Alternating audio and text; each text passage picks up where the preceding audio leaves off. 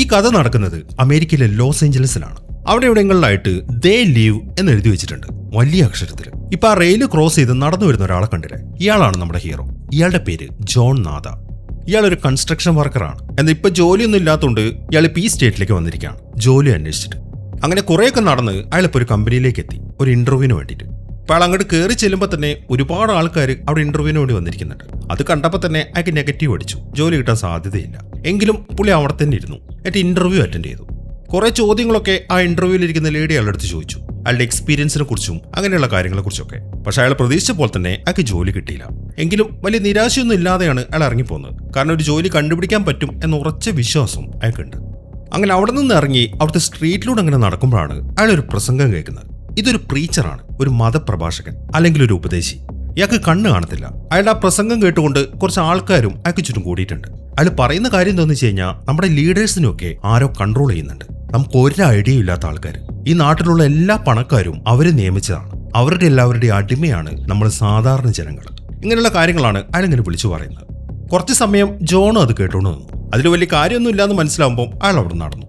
അങ്ങനെ സമയം രാത്രി അവിടെ ഒരു TV ഷോപ്പിൽ ഇങ്ങനെ നിരത്തി TV വെച്ചിട്ടുണ്ട്. അതിലെല്ലാം ചില വീഡിയോസും പ്ലേ ആവുന്നുണ്ട്. ഒരുത്തിനിപ്പോൾ അവിടുത്തെ സ്ട്രീറ്റിൽ നിന്ന് അന്തം വിട്ട് ആ വീഡിയോസിലേക്ക് തന്നെ അങ്ങനെ നോക്കി കാണും. അവനെ ക്രോസ് ചെയ്തിട്ട് ജോൺ ഇപ്പം അതിൽ നടന്നു. അങ്ങനെ കുറെ നടന്ന ഒരു സമയമാകുമ്പോൾ ജോൺ അവിടെ റെസ്റ്റ് എടുത്തു. ഇവന് താമസിക്കാൻ അങ്ങനെ വീടൊന്നും റെഡി ആയിട്ടില്ല. അതുകൊണ്ട് അവൻ സ്ട്രീറ്റിലാണ് കിടക്കുന്നത്. അങ്ങനെ സ്ട്രീറ്റിലിരിക്കുന്ന സമയത്താണ് അപ്പുറത്തെ ഫ്ലാറ്റിൽ TV വെച്ചിരിക്കുന്നവർ ശ്രദ്ധിക്കുന്നത്. അതൊരു ലേഡിയാണ് സംസാരിക്കുന്നത്.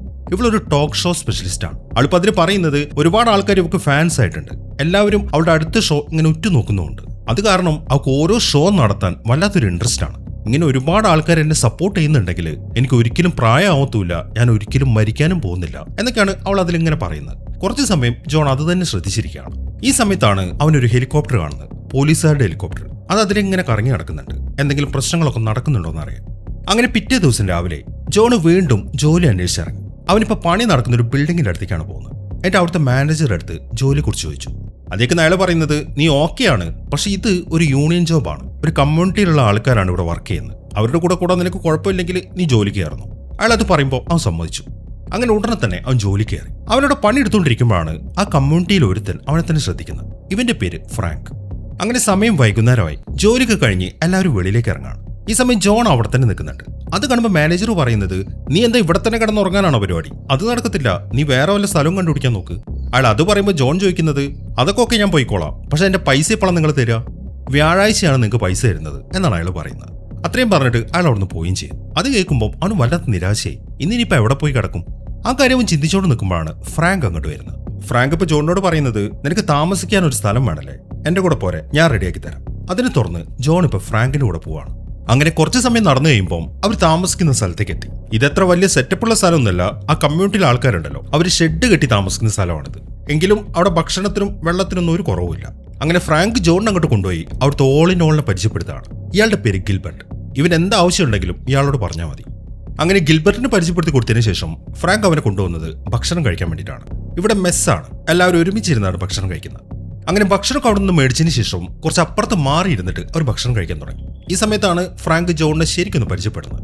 അതിനിടയിൽ ഫ്രാങ്ക് അവന്റെ കഥ പറയാൻ തുടങ്ങി. ഇവനൊരു ഭാര്യയും കുട്ടിയുണ്ട്, പക്ഷെ 6 മാസമായി അവൻ അവരൊന്ന് കണ്ടിട്ട്. ആ ഒരു വിഷമമൊക്കെ ഫ്രാങ്ക് ഇപ്പോൾ ജോണിന്റെ അടുത്ത് പറഞ്ഞു. എന്നാൽ ജോണിന്റെ കാര്യം പറയുകയാണെങ്കിൽ അവൻ അങ്ങനെ ആരുമില്ല. അങ്ങനെ പേഴ്സണൽ കാര്യങ്ങളൊക്കെ പറഞ്ഞതിന് ശേഷം ഇപ്പൊ ഇവിടെ നടന്നുകൊണ്ടിരിക്കുന്ന കാര്യങ്ങളാണ് ഫ്രാങ്ക് അടുത്തായിട്ട് പറയുന്നത്. അതായത് പൈസയുള്ളവർക്കേ ഇവിടെ എന്ത് ചെയ്യാൻ പറ്റും, പൈസയുള്ളവരാണ് ഇവിടെ നിയമങ്ങൾ ഉണ്ടാക്കുന്നത്. നിനക്കറിയോ, കഴിഞ്ഞ ദിവസം അവരിവിടുത്തെ ഒരു ഫാക്ടറി അടച്ചു. ഇതുപോലത്തെ ജോലി സാധ്യതകളൊക്കെ ഇല്ലാതാക്കി കഴിഞ്ഞാൽ നമ്മൾ ഇനി എങ്ങോട്ട് പോകും എന്നൊക്കെയാണ് ഫ്രാങ്ക് ചോദിക്കുന്നത്. എന്നാൽ വളരെ കൂളായിട്ടാണ് ജോൺ അതിന് മറുപടി പറയുന്നത്. എടോ, താനിങ്ങനെ ഫ്രസ്ട്രേറ്റഡ് ആവാതെ ജീവിതത്തിൽ കുറച്ചൊക്കെ ക്ഷമ കാണിക്കി, തനിക്ക് കിട്ടാനുള്ളൊക്കെ തനിക്ക് കിട്ടും എന്നാണ് ജോൺ പറയുന്നത്. അതെല്ലാം കേട്ട് കഴിയുമ്പോൾ എന്നാ പറഞ്ഞാൽ നിനക്കൊരു കാര്യം കാണിച്ചു തരാമെന്ന് പറഞ്ഞിട്ട് ഫ്രാങ്ക് അവനെ കുറച്ച് അപ്പുറത്തേക്ക് കൂട്ടിക്കൊണ്ടുപോയി. അവിടെ നിന്ന് കഴിഞ്ഞാൽ ആ സിറ്റിയിലെ ബിൽഡിംഗ് ഒക്കെ കാണാം. അത് കാണിച്ചു കൊടുത്തതിന് ശേഷം ഫ്രാങ്ക് പറയുന്നത്, നീ അത് കണ്ടില്ലേ, പണക്കാരാണ് അവിടെ താമസിക്കുന്നത്, നമ്മൾ താമസിക്കുന്ന സ്ഥലം കണ്ടോ നീ? ഇതിനൊക്കെ എന്തെങ്കിലും ഒരു മാറ്റം ഉണ്ടായിട്ടുണ്ടോ? ഇതിൽ നിന്ന് നിനക്ക് എന്താണ് തോന്നുന്നത്? എന്ത് തോന്നാൻ? എനിക്കിപ്പോൾ ആകെ ചെയ്യാവുന്നത് ജോലി ചെയ്യാന്നുള്ളതാണ്, എന്നിട്ട് പൈസ ഉണ്ടാക്കുക. ഒരിക്കൽ എനിക്കും നല്ലൊരു കാലം വരും, ഞാൻ അമേരിക്കയിൽ വിശ്വസിക്കുന്നു. അതുകൊണ്ട് ഇവരുടെ റൂൾസ് ഒക്കെ ഞാൻ ഫോളോ ചെയ്യുകയും ചെയ്യും എന്നാണ് അവനതിന് മറുപടി പറയുന്നത്. അങ്ങനെ സമയം രാത്രി ഭക്ഷണമൊക്കെ കഴിഞ്ഞ് ജോൺ ഇപ്പോൾ അതിലെങ്ങനെ നടക്കുകയാണ്. 2 ആൾക്കാർ അവിടെ TV കാണുന്നുണ്ട്. എന്നിട്ട് ഈ സമയത്താണ് ആ TVയിലെ പ്രോഗ്രാം മാറി മറ്റൊരു പ്രോഗ്രാം കയറി വരുന്നത്. അതൊരു ഹാക്കറാണ്. അയാളിപ്പോൾ ചില കാര്യങ്ങളൊക്കെ പറയാൻ തുടങ്ങി. ഇത് കാണുന്നവരുണ്ടെങ്കിൽ എല്ലാവരും ഒരു കാര്യം മനസ്സിലാക്കണം, നമ്മളെല്ലാവരും ജീവിക്കുന്നത് ആർട്ടിഫിഷ്യലി ഇൻഡ്യൂസ് ചെയ്ത ഒരു കോൺഷ്യസ്നെസ്സിലാണ്, അതായത് ഉറക്കം പോലെ മറ്റൊരവസ്ഥയിൽ. ഇതെല്ലാം തുടങ്ങിയത് 8 മാസങ്ങൾക്ക് മുമ്പാണ്. കുറച്ച് സയന്റിസ്റ്റുകൾ എന്തോ പരീക്ഷണം നടത്തുമ്പോൾ ആക്സിഡന്റലി അവരൊരു സിഗ്നൽ പിടിച്ചെടുത്തു. അതിനെ തുടർന്നാണ് ഇതെല്ലാം സംഭവിച്ചത്. നിങ്ങളൊന്ന് ആലോചിച്ച് നോക്കിയേ, നമുക്കിടയിലുള്ള പാവപ്പെട്ടവരുടെ എണ്ണം മാത്രമാണ് കൂടുന്നത്. പണക്കാർക്കൊന്നും ഒരു മാറ്റം ഉണ്ടാവുന്നില്ല. ഇവിടെ പാവപ്പെട്ടവർക്ക് അനുകൂലമാവുന്ന എന്തെങ്കിലും നിയമങ്ങളുണ്ടോ? ഇതിന്റെ ഒക്കെ കാരണം അവരാണ് ഇപ്പത്തെ ഈ സൊസൈറ്റി ക്രിയേറ്റ് ചെയ്തിരിക്കുന്നത്. നമ്മളെല്ലാവരും അവരുടെ അടിമകളായിട്ട് മാറിയിരിക്കുകയാണ്. നമ്മൾ പാവം ജനങ്ങളെ മൊത്തത്തിൽ മാറ്റിയെടുത്ത് അവരുടെ ആൾക്കാരാക്കി മാറ്റുക, അതാണ് അവരുടെ ഇന്റൻഷൻ. ഇതൊന്നും തിരിച്ചറിയാതെ നമ്മളെന്താണ് ചെയ്യുന്നത്? നമ്മൾ നമ്മുടെ സ്വാർത്ഥത്തിൽ നോക്കി ജീവിച്ചുകൊണ്ടിരിക്കുകയാണ്. നിങ്ങളൊരു കാര്യം മനസ്സിലാക്കുക, അവരെ നമ്മൾ കണ്ടുപിടിക്കാത്തിടത്തോളം കാലം അവർ സേഫാണ്. അതാണ് അവരുടെ നിലനിൽപ്പ് തന്നെ. നമ്മളെ ഉറക്കുക, നമ്മളെ സെൽഫിഷ് ആക്കി നിർത്തുക. അങ്ങനെ വരുമ്പോൾ നമ്മൾ അവരെക്കുറിച്ച് അന്വേഷിച്ച് പോകാനും പോകുന്നില്ല. അയാൾ ഇത്രയും കാര്യങ്ങളൊക്കെ പറഞ്ഞു കഴിയുമ്പോൾ ഒരുത്തൻ വേഗം എഴുന്നേറ്റ് ചെന്നിട്ട് ആ TV അങ്ങോട്ട് ഓഫ് ചെയ്യാണ്. കാരണം മാസങ്ങളായിട്ട് അവരിത് കേൾക്കുന്നുണ്ട്. അത് അവരുടെ തലയ്ക്ക് ശരിക്കും ഭ്രാന്ത് പിടിപ്പിച്ചിരിക്കുകയാണ്. കാരണം യുക്തിപരമായിട്ടുള്ള കാര്യങ്ങളല്ല അയാൾ ഇങ്ങനെ വിളിച്ചു പറഞ്ഞുകൊണ്ടിരിക്കുന്നത്. അതുകൊണ്ട് അത് കേൾക്കാൻ തീരെ താല്പര്യമില്ലാത്തതുകൊണ്ടാണ് അയാൾ ചെന്നിട്ട് TV ഓഫ് ആക്കുന്നത്. അതിന് ഇതെല്ലാം ശ്രദ്ധിച്ചുകൊണ്ട് ജോൺ അവിടെ നിൽക്കുന്നുണ്ട്. അതിനിടയിലാണ് അവൻ മറ്റൊരു കാര്യം ശ്രദ്ധിക്കുന്നത്. നമ്മൾ നേരത്തെ കണ്ട പ്രീച്ചർ ഉണ്ടല്ലോ, അയാൾ അവിടെ നിന്ന് ഇങ്ങനെ ഒറ്റയ്ക്ക് സംസാരിക്കുകയാണ്. ഇപ്പൊ ഹാക്കർ പറഞ്ഞ അതേ കാര്യങ്ങൾ തന്നെയാണ് അയാൾ അവിടെ നിന്ന് ഇങ്ങനെ പറഞ്ഞുകൊണ്ടിരിക്കുന്നത്. അത് കേൾക്കുമ്പോൾ ആ ഗിൽബർട്ട് അയാളുടെ അടുത്തേക്ക് കയറുന്നു. എന്നിട്ട് അയാളെ വിളിച്ച് അവിടുത്തെ പള്ളിക്കകത്തേക്ക് കയറി പോവാണ്. അങ്ങനെ പിറ്റേ ദിവസം രാവിലെ ജോൺ ജോലിക്ക് പോകാൻ തുടങ്ങുമ്പോഴാണ് ആ ഗിൽബർട്ട് അങ്ങോട്ട് വരുന്നത്, പള്ളിയിൽ നിന്ന്. അത് കാണുമ്പോൾ ജോൺ അയാളോട് ഒരു കാര്യം ചോദിച്ചു. ഇന്നലെ രാത്രി നിങ്ങൾ ആ പ്രീച്ചറിങ് കൊണ്ട് പള്ളിക്കകത്തേക്ക് പോകുന്നുണ്ടായിരുന്നല്ലോ, എന്താ കൊയർ പ്രാക്ടീസും വല്ലതും ഉണ്ടായിരുന്നു? ഓ അതോ, കൊയർ പ്രാക്ടീസ് ഒന്നുമല്ല, ഞങ്ങൾ അവിടുത്തെ കിച്ചൺ യൂസ് ചെയ്യാറുണ്ട്. കിച്ചൺ യൂസ് ചെയ്യാനോ? പാതിരാത്രിയോ? അതേ ജോൺ, ഇവിടെ ഒരുപാട് ആൾക്കാരില്ലേ, എല്ലാവർക്കും ഭക്ഷണമൊക്കെ ഉണ്ടാക്കേണ്ടതല്ലേ എന്ന് പറഞ്ഞിട്ട് ഗിൽബർട്ട് അവിടുന്ന് പോയി. എന്നാൽ അയാളുടെ ആ സംസാരത്തിൽ ജോൺ എന്തോ ഒരു സംശയം തോന്നുന്നുണ്ട്. അങ്ങനെ സമയം വൈകുന്നേരമായി. എല്ലാവരും ഇപ്പോൾ അവിടെ നിന്ന് TV കാണാണ്. ഈ സമയത്താണ് വീണ്ടും ആ TVയിൽ ഹാക്കർ വരുന്നത്. അയാളിപ്പോൾ ഇന്നലെ പറഞ്ഞതിന്റെ ബാക്കിയാണ് പറയുന്നത്. ആ സിഗ്നൽ, അതാണ് എല്ലാത്തിനെയും പ്രശ്നം. ആ സിഗ്നൽ ബ്ലോക്ക് ചെയ്യാൻ നമ്മുടെ ട്രാൻസ്മിറ്ററിനാവത്തില്ല. എത്രയും പെട്ടെന്ന് ആ സിഗ്നൽ ബ്ലോക്ക് ചെയ്യാനുള്ള എന്തെങ്കിലും കണ്ടുപിടിക്കണം. അല്ലാന്നുണ്ടെങ്കിൽ നമ്മുടെ എല്ലാവരുടെയും ജീവിതം അപകടത്തിലാണ്. അയാൾ അത്രയും പറഞ്ഞു കഴിയുമ്പോഴേക്കും ആ സംപ്രേഷണം കട്ടായി. ഇതെല്ലാം ഗിൽബർട്ട് കാണുന്നുണ്ട്. ഗിൽബർട്ട് എന്തെന്ന് വെച്ച് കഴിഞ്ഞാൽ വേഗം പള്ളിയിലേക്ക് പോവാണ്. ഇതെല്ലാം ജോണും കണ്ടു. എന്തോ സംശയം തോന്നുന്ന ജോൺ ആ പള്ളിക്കകത്ത് കയറി. അങ്ങനെ അവനതിനെ നടക്കുമ്പോൾ എത്തിച്ചേരുന്നത് പള്ളിക്കകത്തെ ഒരു സ്റ്റോർ റൂമിലാണ്. അവിടുത്തെ കാഴ്ച അവന് ശരിക്കും അത്ഭുതപ്പെടുത്തി. ഒരു ലാബൊക്കെ അവിടെ സെറ്റ് ചെയ്തിട്ടുണ്ട്. മാത്രമല്ല അവിടുത്തെ ടേബിളിലായിട്ട് നിറയെ ഇങ്ങനെ കൂളിംഗ് ഗ്ലാസുകൾ നിരത്തി വെച്ചിരിക്കുകയാണ്. മാത്രമല്ല കുറെ കാർഡ്ബോർഡ് ബോക്സുകളും അവിടെ അടുക്കി വെച്ചിട്ടുണ്ട്. അതെല്ലാം നോക്കിക്കൊണ്ടിരിക്കുമ്പോഴാണ് അവിടെ ചുമരിലായിട്ട് വലിയ അക്ഷരത്തിൽ ഒരു കാര്യം എഴുതിയിരിക്കുന്നവർ ശ്രദ്ധിക്കുന്നത്. അവര് ജീവിക്കുന്നു, നമ്മൾ ഉറങ്ങുന്നു. അതാണ് അവിടെ എഴുതി വെച്ചിരിക്കുന്നത്. അങ്ങനെ അതും കൂടെ പരിശോധിച്ച് കഴിയുമ്പോഴാണ് അവന് മറ്റൊരു കാര്യം മനസ്സിലാവുന്നത്. അവൻ ആ പള്ളിയിലേക്ക് വരുന്ന സമയത്ത് പള്ളിയിൽ ഒരു പ്രാർത്ഥന ഇങ്ങനെ കേൾക്കുന്നുണ്ടായിരുന്നു. ഒരുപാട് ആൾക്കാർ ഇങ്ങനെ പാട്ട് പാടുന്നത്. എന്നാൽ ഇപ്പൊ ആ സ്റ്റോർ റൂമിലേക്ക് കയറി ചെല്ലുമ്പോൾ അത് പുറത്തുള്ള ആൾക്കാരെ തെറ്റിദ്ധരിപ്പിക്കാൻ ചെയ്തു വെച്ചിരിക്കുന്നതാണ് എന്ന കാര്യം അവന് മനസ്സിലായി. കാരണം ആ പ്രാർത്ഥന വരുന്നത് അവിടെ വെച്ചിരിക്കുന്ന ഒരു ടേപ്പിൽ നിന്നാണ്. മാത്രമല്ല ആ റൂമിന്റെ അപ്പുറത്തെ റൂമിലായിട്ട് ആ ഗിൽബർട്ടും അയാളുടെ ഒരു ടീമും ഉണ്ട്. ആ കൂട്ടത്തില് ആ ഹാക്കറും ഉണ്ടായിരുന്നു. ഇവിടെ നിന്നാണ് അയാൾ ഈ കാര്യങ്ങളൊക്കെ സംപ്രേഷണം ചെയ്യുന്നത്. ഇപ്പൊ ഗിൽബർട്ട് അയാളോട് പറയുന്നത്, നമ്മൾ എത്ര ദിവസമായി നമ്മൾ അറിഞ്ഞു വെച്ച കാര്യങ്ങളൊക്കെ സംപ്രേഷണം ചെയ്യാൻ ശ്രമിക്കുന്നു, പക്ഷെ അവരതിന് സമ്മതിക്കുന്നുണ്ടോ? അവർ നമ്മുടെ സിഗ്നൽ ജാമാക്കല്ലേ ചെയ്യുന്നത്. അതുകൊണ്ടാണ് ഇടയ്ക്കിടയ്ക്ക് നമ്മൾ പറയുന്ന കാര്യങ്ങളൊക്കെ കട്ടായി പോകുന്നത്. ഇപ്പൊ ആ കാര്യങ്ങളോടൊന്നും ആൾക്കാരെ ബോധ്യപ്പെടുത്താൻ പറ്റും എന്ന് എനിക്ക് തോന്നുന്നില്ല എന്നാണ് ഗിൽബർട്ട് പറയുന്നത്. അതെല്ലാം കേൾക്കുമ്പോൾ ഞാൻ നോക്കിയിട്ട് അതിനിപ്പോൾ ആകെ ഒരൊറ്റ വഴിയേ ഉള്ളൂ. എത്രയും പെട്ടെന്ന് നമ്മുടെ ഷിപ്മെന്റ് സ്ട്രീറ്റിലേക്ക് എത്തിക്കണം. എന്നാൽ ഗിൽബർട്ട് അതിന് സമ്മതിക്കുന്നില്ല. നമ്മൾ ഇതുവരെയായിട്ടും അതിന് മാത്രം ആൾക്കാരെ കണ്ടെത്തിയിട്ടില്ല. നമുക്ക് കുറച്ചുകൂടെ സ്ട്രോങ് ആയിട്ടുള്ള ആൾക്കാർ വേണം നമ്മുടെ കൂടെ കട്ടയ്ക്ക് നിൽക്കാൻ വേണ്ടി. അതിനുശേഷം മാത്രം ഷിപ്മെന്റിന്റെ കാര്യം നോക്കിയാൽ മതി എന്നാണ് ഗിൽബർട്ട് പറയുന്നത്. ഇതെല്ലാം ജോൺ അപ്പുറത്തുനിന്ന് കേൾക്കുന്നുണ്ട്. അതിനിടയിലാണ് അവൻ അവിടുത്തെ ചെറിയൊരു അറ കാണുന്നത്. അതിനകത്ത് നിറയെ പെട്ടികൾ ഇങ്ങനെ അടുക്കി വെച്ചിരിക്കുകയാണ്. അങ്ങനെ ജോൺ അതിലേക്കൊന്ന് നോക്കിയതിനു ശേഷം തിരിച്ചു നടക്കാൻ തുടങ്ങുമ്പോഴാണ് പെട്ടെന്ന് പ്രീച്ചർ അവന്റെ അടുത്തേക്ക് വരുന്നത്. അയാൾ വന്ന ഉടനെ തന്നെ അവനെ കയറി പിടിച്ചു. അവനാണെങ്കിൽ ശരിക്കും ഞെട്ടിപ്പോയി. ഞാൻ അറിയാതെ ഇതിന്റെ അകത്തേക്ക് കയറിയതാണ് എന്നാണ് അവൻ പറയുന്നത്. എന്നാൽ അയാൾ അവനെ ഉപദ്രവിക്കുന്നില്ല. അയാൾക്ക് കണ്ണ് കാണത്തില്ലല്ലോ. അതുകൊണ്ട് അയാൾ അവന്റെ ശരീരം ഒന്ന് ചെക്ക് ചെയ്യാണ്. ചെക്ക് ചെയ്തതിനു ശേഷം അയാൾ പറയുന്നത്, നീ ജോലി ചെയ്യുന്ന ഒരാളാണല്ലേ, എങ്കിൽ നീ നിൽക്ക്, നിനക്ക് ഞാനൊരു കണ്ടുപിടുത്തം കാണിച്ചു തരാം. എന്നാൽ ജോൺ പറയുന്നത്, വേണ്ട വേണ്ട, ഇപ്പൊ വേണ്ട, എനിക്ക് ജോലിക്ക് പോകാനുണ്ട് എന്നും പറഞ്ഞിട്ട് അവനോട് നടന്നു. എന്നാൽ ഈ സമയം പ്രീച്ചർ പറയുന്നത്, ഒരുപക്ഷെ ഈ ലോകം എന്നെ ഒരു കണ്ണുപൊട്ടനാക്കിയിരിക്കാം, പക്ഷെ ദൈവം എനിക്ക് കാണാനുള്ള കഴിവ് വന്നിട്ടുണ്ട്. അതുകൊണ്ട് തന്നെ ഞാൻ പറയാം, നീ ഉറപ്പായിട്ടും ഇങ്ങോട്ട് തിരിച്ചു വന്നിരിക്കുന്നതാണ്. എന്നാൽ അതൊന്നും മൈൻഡ് ചെയ്യാതെ ജോൺ വെളിയിലേക്ക് ഇറങ്ങി. എന്നാൽ ഈ സമയത്താണ് അവനൊരു കാഴ്ച കാണുന്നത്. പോലീസുകാരുടെ ആ ഹെലികോപ്റ്റർ അതിലിങ്ങനെ ചുറ്റിക്കറങ്ങി നടക്കുകയാണ്. ഇപ്പൊ ഗിൽബർട്ടും ടീമും ആ ഹെലികോപ്റ്ററിനെ കണ്ടു. അങ്ങനെ ജോൺ നേരെ അവന്റെ താമസ സ്ഥലത്തേക്ക് എത്തി.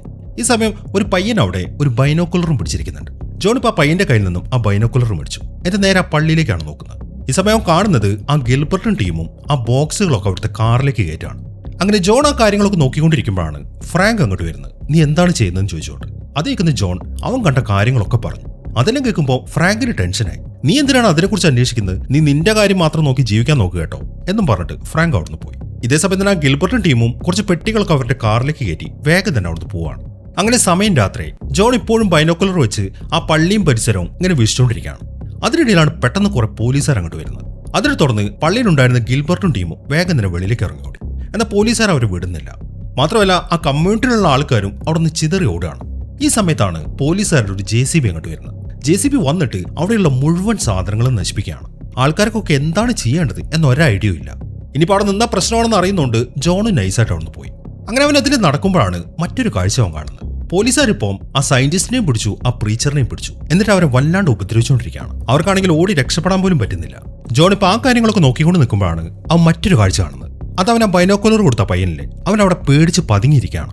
അത് കണ്ടതും ജോൺ അവനെയും കൂട്ടി അവിടെ നിന്ന് ഓടാൻ തുടങ്ങി.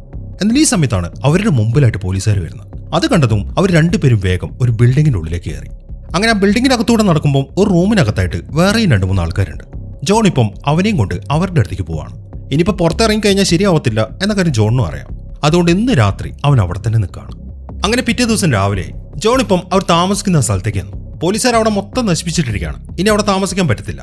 അവിടെ ബാക്കിയുള്ള ആൾക്കാർ അവർക്ക് കൈ കിട്ടിയ സാധനങ്ങളൊക്കെ എടുത്തുകൊണ്ടിരിക്കുകയാണ്. അങ്ങനെ അതൊന്നും നോക്കിയതിന് ശേഷം അവൻ നേരെ പോകുന്ന പള്ളിയിലേക്കാണ്. അവൻ നേരത്തെ കയറിയ ആ സ്റ്റോർ റൂം ഉണ്ടല്ലോ അതിനകത്തേക്ക്. അവിടെയും ഇപ്പൊ ഒന്നും കാണുന്നില്ല. പക്ഷെ ആ രഹസ്യം അറിയണ്ടല്ലോ, അത് അവനറിയാം. അതുകൊണ്ട് അവൻ വേഗം അതിനകത്ത് പൊളിച്ചു.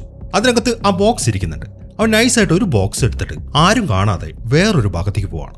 അതിനകത്തുണ്ടായിരുന്നത് അവൻ ആ ലാബിൽ വെച്ച് കണ്ട ആ കൂളിംഗ് ഗ്ലാസുകളാണ്. കുറെ എണ്ണം ഉണ്ട്. അവൻ അതിനുള്ളിലൊക്കെ കൈയിട്ട് നോക്കി. എന്നാൽ വേറൊന്നും അതിൽ കാണുന്നില്ല. പിന്നെ എന്താണ് ഇതിന് ഇത്രമാത്രം രഹസ്യം? എന്തെങ്കിലും കാണാതിരിക്കത്തില്ല എന്ന് ചിന്തിച്ചിട്ട് അവൻ ഒരു കണ്ണാടി എടുത്ത് അവന്റെ പോക്കറ്റിൽ കിട്ടു. എന്നിട്ട് ബാക്കി ആ പെട്ടി അടക്കം അവിടെ ഒരു വേസ്റ്റ് ബിന്നിൽ സൂക്ഷിക്കുകയാണ്. എന്നിട്ട് അവൻ എടുത്ത ആ കണ്ണാടിയുമായിട്ട് അവൻ സിറ്റിയിലേക്ക് ഇറങ്ങി. ആ സ്ട്രീറ്റിലൂടെ നടക്കുന്ന സമയത്ത് അവൻ ആ കണ്ണാടി വെക്കുകയും ചെയ്തു. എന്നാൽ ഈ സമയത്താണ് അവൻ അത്ഭുതപ്പെടുന്ന ഒരു കാഴ്ച കാണുന്നത്. അവിടെ ഒരു ബിൽഡിങ്ങിലായിട്ട് പരസ്യത്തിന്റെ ഒരു ബോർഡ് ഉണ്ട്. കണ്ണാടി വെച്ച് ആ പരസ്യത്തിലേക്ക് നോക്കുമ്പോൾ അതിൽ ആ പരസ്യമല്ല കാണിക്കുന്നത്. അതിലൊരു വാക്കാണ് എഴുതി വെച്ചിരിക്കുന്നത്, അനുസരിക്കുക. അടുത്തതായിട്ട് അവൻ മറ്റൊരു പരസ്യത്തിലേക്ക് നോക്കി. കണ്ണാടി വെച്ച് നോക്കുമ്പോൾ അതിൽ എഴുതിയിരിക്കുന്നത് കല്യാണം കഴിച്ച് പരമ്പരകൾ ഉണ്ടാക്കുന്നതാണ്. അവൻ ശരിക്കും അത്ഭുതപ്പെട്ടു പോയി. അങ്ങനെ അവൻ പതുക്കെ മുന്നോട്ട് നടക്കാൻ തുടങ്ങി. അടുത്തതായിട്ട് അവനൊരു ഷോപ്പിന്റെ ബോർഡ് കണ്ടു. ആ ബോർഡിലേക്ക് ആ കണ്ണാടി വെച്ച് നോക്കുമ്പോൾ സ്വന്തമായിട്ടൊന്ന് ചിന്തിക്കരുത് എന്നാണ് അതിൽ എഴുതിയിരിക്കുന്നത്. അങ്ങനെ അടുത്തായിട്ട് അവൻ നോക്കുന്നത് കുറേ ബോർഡുകളുള്ള ഒരു സ്ഥലത്തേക്കാണ്. അവിടെ എല്ലാം എഴുതി വെച്ചിരിക്കുന്ന വായിക്കുമ്പോൾ എല്ലാ ആജ്ഞകളാണ് എന്ന കാര്യം അവന് മനസ്സിലായി. പക്ഷെ അതെല്ലാം ആ കണ്ണാടി വെച്ചാൽ മാത്രമേ കാണാൻ സാധിക്കുന്നുള്ളൂ. അങ്ങനെ അതൊക്കെ ഒന്ന് നോക്കിയതിന് ശേഷം അവൻ്റെ ഒരു ഷോപ്പിലേക്ക് കയറി. ഷോപ്പിലേക്ക് പോകുന്ന വഴിക്കും ഇഷ്ടംപോലെ ആജ്ഞകൾ അവിടെ എഴുതി വെച്ചിട്ടുണ്ട്. അങ്ങനെ അവൻ ചെന്നിട്ട് ഒരു പുസ്തകം എടുത്തു. പുസ്തകത്തിൽ എല്ലാ പേജിലും ആജ്ഞകൾ ഇങ്ങനെ എഴുതി വെച്ചിരിക്കുകയാണ്.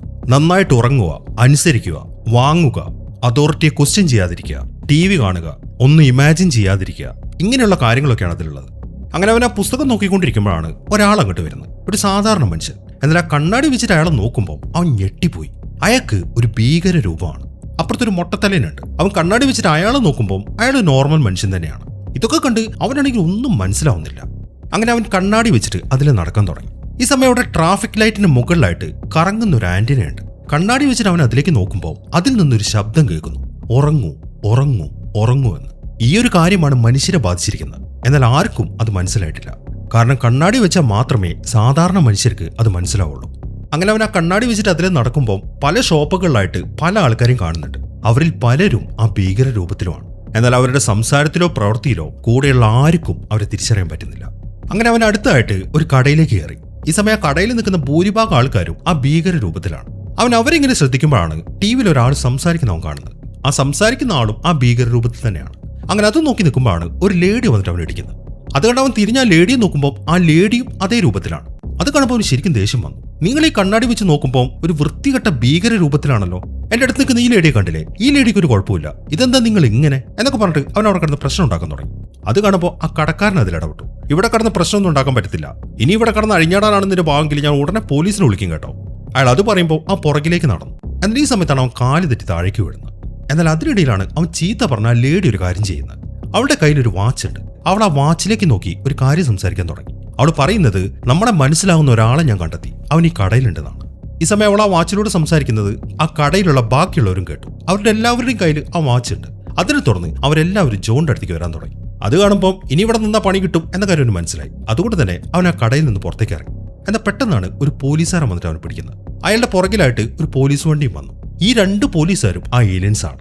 ആ കണ്ണാടി വെച്ചപ്പോൾ ആ കാര്യം അവന് മനസ്സിലായി. അവർ പറയുന്നത്, നിന്നെ ഉപദ്രവിക്കാൻ ഞങ്ങൾക്ക് ഒരു താല്പര്യമില്ല, പക്ഷെ നീ ഞങ്ങളുടെ കൂടെ വരണം. വേണമെന്നുണ്ടെങ്കിൽ ഇപ്പം നിന്നെ കൊന്നുകളയാൻ ഞങ്ങൾക്ക് ഈസി ആയിട്ട് സാധിക്കും. പക്ഷെ ഞങ്ങളത് ചെയ്യുന്നില്ല. നമുക്ക് കാര്യങ്ങളൊക്കെ സംസാരിച്ച് തീർക്കാം. അതുകൊണ്ട് നീ ഞങ്ങളുടെ കൂടെ വന്നേ. എന്നാൽ ആ പോലീസുകാരൻ അങ്ങനെ പറയുമ്പോൾ ഇവരുടെ കൂടെ പോയി കഴിഞ്ഞാൽ പണി കിട്ടും എന്ന കാര്യം അവന് മനസ്സിലായി. അതുകൊണ്ട് തന്നെ അവൻ പോവാൻ കൂട്ടാക്കുന്നില്ല. അവൻ അവരുമായിട്ട് ഫൈറ്റ് ചെയ്യാണ്. അങ്ങനെ ആ ഫൈറ്റിനൊടുവിൽ അവൻ അവരുടെ തന്നെ തോക്കെടുത്തിട്ട് ആ 2 പോലീസുകാരെയും വെടിവെച്ച് കൊല്ലാണ്. എന്നിട്ട് വേഗം അവരുടെ കാറിലേക്ക് ചെന്ന് ഒരു വലിയ തോക്കെടുത്തു. എന്നിട്ട് അതുമായിട്ട് അവൻ ആ സിറ്റിയിലൂടെ നടക്കാൻ തുടങ്ങി. എന്നാൽ ഈ സമയത്താണ് വേറൊരു പോലീസ് വണ്ടി അങ്ങോട്ട് വരുന്നത്. എന്നാൽ അത് കണ്ടതും ജോൺ ആ തോക്കുമായിട്ട് ഒരു ബാങ്കിന്റെ ഉള്ളിലേക്ക് കയറി. ഈ സമയം നോക്കുമ്പോൾ കുറെ ആൾക്കാർ ആ ബാങ്കിലുണ്ട്. ആ കൂട്ടത്തിൽ കുറെ ഏലിയൻസും ഉണ്ടായിരുന്നു. ഇപ്പൊ അവൻ തോക്കും പിടിച്ച് അങ്ങോട്ട് വന്നു കാണുമ്പോൾ അവരെല്ലാവരും ശരിക്കും പേടിച്ചുപോയി. ഈ സമയത്താണ് അവിടെ നിൽക്കുന്ന ഒരു സെക്യൂരിറ്റി, ഇതൊരു ഏലിയൻ ആണ്, അവന് നേരെ ഷൂട്ട് ചെയ്യുന്നത്. എന്നാൽ ഭാഗ്യത്തിന് അത് അവനെ കൊള്ളുന്നില്ല. അടുത്ത സെക്കൻഡിൽ അവൻ അയാളെ കൊന്നുകളയും ചെയ്തു. പിന്നീട് കുറച്ച് സമയത്തേക്ക് ഒരു കിടിലൻ ഷൂട്ട് ഔട്ട് ആണ് നടക്കുന്നത്. കുറെ ഏലിയൻസിനൊക്കെ അവൻ വെടിവെച്ച് കൊന്നു. ബാക്കിയുള്ളവരാണെങ്കിൽ അവിടുന്ന് ഓടി രക്ഷപ്പെടുകയും ചെയ്തു. എന്നാൽ ഈ സമയത്താണ് അപ്പുറത്ത് നിൽക്കുന്ന ഒരു ഏലിയൻ അവന്റെ വാച്ചിലൂടെ ഇവനെ കുറിച്ചുള്ള ഇൻഫർമേഷൻ കൊടുക്കുന്നത്. അത് കണ്ടതും അവൻ അയാൾക്ക് നേരെ തൂക്കിയുണ്ട്. എന്നാൽ ഈ സമയം അയാൾ എന്തെന്ന് വെച്ച് കഴിഞ്ഞാൽ വാച്ചിലൊരു ബട്ടൺ ഞെക്കി. അതോടുകൂടെ അയാൾ അവിടുന്ന് അപ്രത്യക്ഷമാവാണ്. അതിൽ നിന്നും ആ വാച്ച് ഉപയോഗിച്ച് ടെലിപ്പോർട്ട് ചെയ്യാൻ സാധിക്കും എന്ന കാര്യം നമുക്ക് മനസ്സിലാക്കാം. ഈ സമയത്താണ് പോലീസ് വണ്ടികൾ അങ്ങോട്ട് വരുന്ന ശബ്ദം കേൾക്കുന്നത്. അതിനെ തുടർന്ന് ജോൺ വേഗം തന്നെ വെളിയിലേക്ക് ഇറങ്ങി. അങ്ങനെ ജോൺ അതിൽ നടക്കുന്ന സമയത്താണ് ആ ഏലിയൻസിന്റെ ഒരു പറക്കുംതാളിക്ക് അങ്ങോട്ട് വരുന്നത്. ചെറുതൊരെണ്ണം. അതിപ്പോ അവന്റെ അടുത്തേക്ക് വന്നതിന് ശേഷം അതിന്റെ ക്യാമറ കണ്ണ് നീട്ടി എന്നിട്ട് അവനെ സ്കാൻ ചെയ്യാൻ തുടങ്ങി. അത് പണിയാണെന്ന് മനസ്സിലാവുമ്പോൾ ജോൺ ഉടനെ തന്നെ ആ പറക്കുംതാളിക വെടിവെച്ച് തകർത്ത് കളയാണ്. എന്നിട്ട് പിന്നെയും അവൻ ഓടാൻ തുടങ്ങി. എന്നാൽ ഈ സമയത്താണ് ഒരു പോലീസുകാരൻ അവന്റെ മുമ്പിലേക്ക് വരുന്നത്. പക്ഷെ അവനെ കണ്ണാടി വെച്ച് നോക്കുമ്പോൾ അതൊരു നോർമൽ മനുഷ്യനാണ്. അതുകൊണ്ട് തന്നെ അവൻ അയാളെ കൊല്ലുന്നില്ല. മര്യാദയ്ക്ക് ഓടിപ്പോവാനാണ് അവനിപ്പോൾ അയാളോട് പറയുന്നത്. അവന്റെ കയ്യിൽ ആ തോക്ക് കാണുമ്പോൾ പോലീസുകാരനാണെങ്കിൽ അവിടുന്ന് ഓടിപ്പോവുകയും ചെയ്തു. അങ്ങനെ കുറച്ച് സമയം കഴിഞ്ഞു. ഒരു ലേഡി ഇപ്പം അവളുടെ കാർ എടുക്കാൻ വേണ്ടി പാർക്കിങ്ങിലേക്ക് നടക്കുകയാണ്. ഇവളുടെ പേര് ഹോളി. അങ്ങനെ അവൾ കാറ് കയറാൻ തുടങ്ങുമ്പോഴാണ് പെട്ടെന്ന് ജോൺ വന്നിട്ട് അവളെ പിടിക്കുന്നത്. എന്നിട്ട് അവൻ പറഞ്ഞ സ്ഥലത്തേക്ക് വണ്ടി വിടാനാണ് അവൻ അവളോട് പറയുന്നത്. അവളാണെങ്കിൽ അവനെ പേടിച്ചിട്ട് അവൻ പറഞ്ഞ പോലെ തന്നെ ചെയ്തു. അതിൽ കാറ് മുന്നോട്ട് പോയി ഒരു സ്ഥലത്തെത്തുമ്പോൾ പോലീസ് വണ്ടികളൊക്കെ കണ്ടുവരാൻ തുടങ്ങി. അത് കണ്ടതും അവൾ വണ്ടി സ്റ്റോപ്പ് ചെയ്തു. എന്നാൽ ജോൺ താഴ്ന്നിരിക്കുന്നതുകൊണ്ട് പോലീസുകാരും അവനെ കാണുന്നില്ല. അങ്ങനെ പോലീസുകാർ അവിടുന്ന് പോയി കഴിയുമ്പോൾ അവൾ പിന്നെയും വണ്ടി എടുത്തു. എന്നിട്ട് എങ്ങോട്ടാണ് പോകേണ്ടത് എന്നാണ് അവൾ അവൻ്റെ അടുത്ത് ചോദിക്കുന്നത്. അതേക്ക് അവൻ പറയുന്നത്, നീ കല്യാണം കഴിച്ചിട്ടില്ലെങ്കിൽ നിന്റെ വീട്ടിലേക്ക് വിട്ടാൽ മതി, അതാണ് സേഫ്. അവൾ അതനുസരിക്കുകയും ചെയ്തു. കാരണം അവൾ കല്യാണം കഴിച്ചിട്ടില്ല. അങ്ങനെ ഹോളി അവനെയും കൊണ്ട് അവളുടെ വീട്ടിലേക്ക് എത്തി. എന്നിട്ട് അവർ കാറിൽ നിന്ന് ഇറങ്ങുമ്പോൾ അവളുടെ 2 അയൽവാസികൾ അവർ ശ്രദ്ധിക്കുന്നുണ്ട്. അവർ ആദ്യമായിട്ടാണ് ഈ ജോണിനെ കാണുന്നത്. അതുകൊണ്ട് തന്നെ ചെറിയൊരു സംശയം അവർക്ക് തോന്നി. അങ്ങനെ ഹോളി അവനെയും കൊണ്ട് അവരുടെ വീട്ടിനുള്ളിലേക്ക് കയറി. എന്നാൽ ഈ സമയമാകുമ്പോഴേക്കും ജോൺ ആണെങ്കിൽ ശരിക്കും തളർന്നു. അവൻ അവിടെ സോഫയുടെ താഴേക്ക് ഇരിക്കുകയാണ്. ഇവനിങ്ങനെ തളരാൻ കാരണം അത് ആ കണ്ണാടിയുടെ സൈഡ് എഫക്റ്റ് ആണ്. അത് കുറെ നേരം വെച്ച് കഴിഞ്ഞാൽ ശരീരത്തിന് വല്ലാതെ വേദന എടുക്കുകയും ചെയ്യും, ശരീരം നന്നായിട്ട് തളരുകയും ചെയ്യും. ആ കാര്യം ഇപ്പോഴാണ് അവന് മനസ്സിലാവുന്നത്. അങ്ങനെ ഉടനെ തന്നെ അവൻ അവളുടെ അടുത്ത് കാര്യങ്ങൾ പറഞ്ഞു. നമ്മൾ ആരും വിചാരിക്കുന്ന പോലെയല്ല നമ്മുടെ ജീവിതം. നമ്മൾ ആരുടെയൊക്കെയോ കൺട്രോളിലാണ്. പക്ഷെ അത് ആരാണെന്നോ എവിടെ നിന്നാണ് അവർ വന്നതെന്നോ ഒന്നും എനിക്കറിയത്തില്ല. പക്ഷെ അവരെ കാണണമെന്നുണ്ടെങ്കിൽ ഈ കണ്ണാടി വെക്കണം എന്ന് പറഞ്ഞിട്ട് അവൻ ആ കണ്ണാടി അവൾക്ക് നേരം നീട്ടി. എന്നാൽ അവൾ അതൊന്നും വിശ്വസിക്കുന്നില്ല. അവൻ എന്ത് ഭ്രാന്ത് പറയാണ് എന്നാണ് അവൾ വിചാരിക്കുന്നത്. അതുകൊണ്ട് തന്നെ അവളിപ്പോൾ അവനോട് പറയുന്നത്, നിങ്ങൾ എന്ത് പറഞ്ഞാലും നിങ്ങൾക്ക് എന്ത് ആവശ്യം ഉണ്ടെങ്കിലും ഞാനത് ചെയ്തു തരാം, പക്ഷെ ദയവ് ചെയ്ത് എന്നെ ഉപദ്രവിക്കരുത്, ഞാൻ കുറച്ച് വെള്ളം കുടിക്കട്ടെ എന്നും പറഞ്ഞിട്ട് അവൾ ചെന്ന് ഒരു കുപ്പി വൈൻ എടുത്തുകൊണ്ട് വന്നു. എന്നിട്ട് അവൾ അവളുടെ വിൻഡോയുടെ അടുത്ത് നിന്ന് ആ വൈൻ കുടിക്കാൻ തുടങ്ങി. ഈ സമയത്താണ് അവൻ അവളുടെ പേരും അവളുടെ ജോലി എന്താണ് എന്നൊക്കെ ചോദിക്കുന്നത്. അതേക്കുന്ന അവൾ പറയുന്നത്, ഞാനൊരു കേബിൾ TV ഓപ്പറേറ്റർ ആണെന്നാണ്.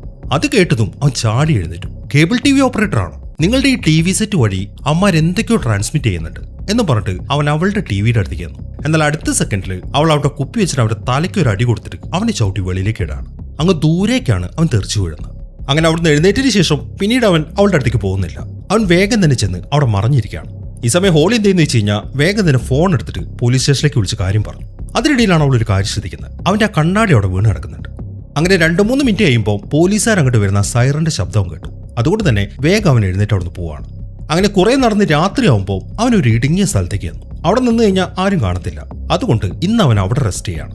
അങ്ങനെ പിറ്റേ ദിവസമായി അവനിപ്പോൾ അവിടെ നിന്ന് എഴുന്നേറ്റ് അവന്റെ ആ ജോലി സ്ഥലത്തേക്ക് നടക്കാൻ തുടങ്ങി. ഈ സമയം ഫ്രാങ്ക് ആണെങ്കിൽ അവന്റെ ജോലിയും ചെയ്തുകൊണ്ട് അവിടെ നിൽക്കുന്നുണ്ട്. അതിനിടയിലാണ് അവൻ ജോണിനെ കാണുന്നത്. ജോണിനെ കണ്ടതും അവൻ വല്ലാണ്ട് ദേഷ്യപ്പെടാൻ തുടങ്ങി. ജോൺ കുറെ ആൾക്കാരെ വെടിവെച്ച് കൊന്നല്ലോ, അതൊക്കെ ന്യൂസിൽ വന്നിട്ടുണ്ട്. അപ്പൊ അവൻ പറയുന്നത്, നീ എത്ര പേരെയാണ് കൊന്നത് എന്നതിനെക്കുറിച്ച് നിനക്ക് വല്ല ഐഡിയ ഉണ്ടോ? അതേക്കുമ്പോ, നോക്കൂ ഫ്രാങ്ക്, ഞാൻ സാധാരണക്കാരനായ ഒരൊറ്റ മനുഷ്യനെ പോലും കൊന്നിട്ടില്ല. ഞാൻ കൊന്നതൊക്കെ മരിക്കേണ്ടവർ തന്നെയാണ്. അതുകൊണ്ട് ഞാൻ പറയുന്നത് നീ ഒന്ന് കേൾക്ക്. എന്നാൽ ഫ്രാങ്ക് അത് കേൾക്കാൻ കൂട്ടാക്കുന്നില്ല. മേലാൽ എന്റെ പുറകെ വന്നേക്കരുത്, എനിക്കൊരു ഫാമിലി ഉള്ളതാണ് എന്നും പറഞ്ഞിട്ട് ഫ്രാങ്ക് അവിടുന്ന് പോയി. അത് കാണുമ്പോൾ അവൻ വല്ലാത്ത നിരാശയായി. അങ്ങനെ ജോൺ അടുത്തായിട്ട് പോകുന്നത് അവൻ ആ കണ്ണാടികളൊക്കെ ഒളിപ്പിച്ചു വെച്ച ആ വേസ്റ്റ് ബിൻ ഇരിക്കുന്ന സ്ഥലം ഉണ്ടല്ലോ, അങ്ങോട്ടാണ്. കാരണം അവന്റെ കയ്യിൽ ഇപ്പോൾ കണ്ണാടി ഇല്ലല്ലോ. എന്നാൽ അവിടെ ചെന്ന് നോക്കുമ്പോൾ ആ വേസ്റ്റ് ബിന്നിൽ ഒന്നും ഉണ്ടായിരുന്നില്ല. ഈ സമയത്താണ് അവൻ ആ വേസ്റ്റ് കൊണ്ടുവന്ന വണ്ടി കാണുന്നത്. എന്നാൽ അതിന്റെ ഡ്രൈവർ വേസ്റ്റുകളൊക്കെ കയറ്റി അതിന്റെ ബാക്ക് ബാങ്ക് ക്ലോസ് ചെയ്തു. എന്നിട്ട് അയാളുടെ വണ്ടിയിലേക്ക് കയറി. എന്നാൽ അത് കണ്ടതും ജോൺ വേഗം തന്നെ ആ വണ്ടിയുടെ പുറകിലേക്ക് ചെന്ന് അതിന്റെ ബാക്ക് ബാങ്ക് ഓപ്പൺ ചെയ്യാണ്. എന്നിട്ട് അതിനകത്തേക്ക് കയറി ആ കണ്ണാടി അതിൽ സെർച്ച് ചെയ്യാൻ തുടങ്ങി. കുറച്ച് സമയം സെർച്ച് ചെയ്ത് കഴിയുമ്പോൾ കുറച്ച് കണ്ണാടികൾ അവന് കിട്ടി. എന്നാൽ അവനത് കയ്യിലെടുത്തതും ആ വണ്ടിയുടെ ഡ്രൈവർ അതിന്റെ പുറകുഭാഗം ഇങ്ങനെ ഉയർത്തുകയാണ്. അതോടുകൂടി ആ വേസ്റ്റുകളടക്കം അവനും താഴേക്ക് വീണു. അതിനെ തുടർന്ന് ആ വണ്ടി അവിടുന്ന് പോവുകയും ചെയ്തു. പക്ഷെ എന്തിനാണ് ആ വണ്ടിക്കാരൻ അത് ഉയർത്തിയത് അതെനിക്ക് മനസ്സിലായില്ല. ഇനിയിപ്പോൾ ആ ട്രക്ക് കൂട്ടുവായിട്ടതാണോ? അങ്ങനെ ജോൺ ആ കണ്ണാടി എടുക്കുന്ന സമയത്താണ് ഫ്രാങ്ക് അങ്ങോട്ട് വരുന്നത്. അവൻ ഒരാഴ്ചയായിട്ട് ഇവരുടെ കൂടെ വർക്ക് ചെയ്തല്ലോ, അതിന്റെ ശമ്പളം കൊടുക്കാൻ വേണ്ടിയിട്ടാണ് ഫ്രാങ്ക് അങ്ങോട്ട് വന്നത്. അവൻ അത് എറിഞ്ഞു കൊടുക്കുകയും ചെയ്തു. എന്നിട്ട് അവൻ പോകാൻ തുടങ്ങുമ്പോഴാണ് നിനക്ക് ഞാനൊരു സംഭവം കാണിച്ചു തരാമെന്ന് പറഞ്ഞിട്ട് ജോൺ അവനെ വിളിക്കുന്നത്. എന്നാൽ അത് കേട്ടതും അവൻ വല്ലാണ്ട് അങ്ങോട്ട് ദേഷ്യം വന്നു. നിന്നോട് ഞാൻ പറഞ്ഞല്ലേ എന്റെ പുറകെ വരരുതെന്ന്, ഇനി വെറുതെ നീ എന്നോട് സംസാരിക്കാൻ നിൽക്കല്ലേ എന്നൊക്കെ ഫ്രാങ്ക് ഇങ്ങനെ ദേഷ്യപ്പെട്ട് പറയാൻ തുടങ്ങി. അത് കാണുന്ന ജോണും വിട്ടുകൊടുക്കുന്നില്ല. മര്യാദയ്ക്ക് ഈ കണ്ണാടി വെച്ച് നോക്കിക്കോ, ഇല്ലാന്നുണ്ടെങ്കിൽ ഇത് വെക്കുന്നത് വരെ ഞാൻ നിന്നെ ഇടിക്കും എന്നാണ് ജോൺ പറയുന്നത്. അത് കേൾക്കുമ്പോൾ ഫ്രാങ്കിനും വാശിയായി. അങ്ങനെ അവർ രണ്ടുപേരും കൂടെ ഫൈറ്റ് ചെയ്യാണ്. കുറേ നേരം ഈ ഫൈറ്റ് കാണിക്കുന്നുണ്ട്. അങ്ങനെ ഇടിച്ചിടിച്ച് രണ്ടുപേരും തളർന്നെങ്കിലും ജോണാണ് ആ ഫൈറ്റിൽ ജയിക്കുന്നത്. അങ്ങനെ അവനെ ഇടിച്ചിട്ടതിന് ശേഷം ജോൺ ഇങ്ങനെ ബലം പ്രയോഗിച്ച് ആ കണ്ണാടി അവന് വെച്ചു കൊടുക്കുകയാണ്. എന്നിട്ട് അവനെ പിടിച്ചെഴുന്നേപ്പിച്ചു. ഈ സമയത്താണ് 2 ഏലിയൻസ് അതിലെ പാസ് ചെയ്യുന്നത്. ഇപ്പൊ ഫ്രാങ്ക് ആ കണ്ണാടി വെച്ചുകൊണ്ട് അവനും അവരെ റിയൽ ആയിട്ട് കാണാൻ പറ്റുന്നുണ്ട്.